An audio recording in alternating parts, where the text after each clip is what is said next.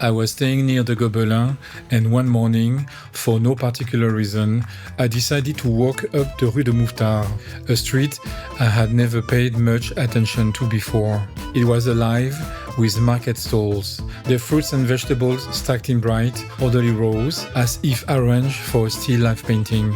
Wine shops exuded their musty allure, cafes spilled chatter onto the pavement, and at every turn, some little square with a fountain offered a moment of respite. The whole street had the air of a place forgotten by time, where the past lingered like the scent of old books. I passed the Ecole Polytechnique, half hidden behind scaffolding, some grand transformation underway, no doubt for the benefit of LVMH. Protest signs clung to the barriers, their angry scrolls, a futile resistance against the inevitable. Paris changes, always. The Luxembourg gardens were quiet, the trees bare, the paths damp. Nearby, a crowd of people had gathered in protest, something about the class prépa, watched over by bored policemen. No one seemed particularly alarmed. Saint-Germain unfolded with its usual self-assurance. Art galleries displaying their wares like jewelers, restaurant windows gleaming with silver and crystal. The streets here were polished, self-satisfied, as though aware of their own charm.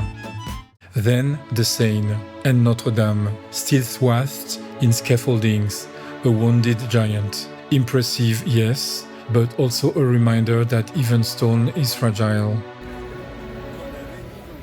I crossed into the Marais, where I had once spent so many evenings. The Musée Picasso was there, and though I had no time for a proper visit, I slipped inside long enough to let a few paintings strike me like a slap. Bold, brutal, brilliant.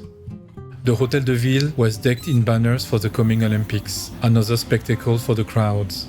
The Louvre, though, never changes. Eternal, indifferent, its pyramid, a glass caprice, set down among the old stones. The Place Vendôme was as stern as ever, its obelisk standing like a reprimand. The Tuileries stretched out under a winter sky, the clouds moving with that slow, stately grace that only Parisian clouds possess. One last stop at the Musée d'Orsay, my favorite. I will return, but for now, I watch the river, the bateau mouche, sliding past like floating lanterns.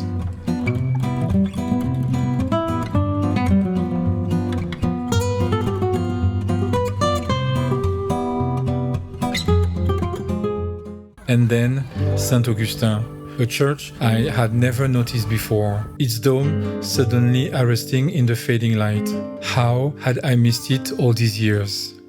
Night fell. The Eiffel Tower glittered, as it always does, performing its nightly trick for the tourists. I filmed it like everyone else. Why resist? Paris is a city that demands to be looked at, even when you think you know it by heart.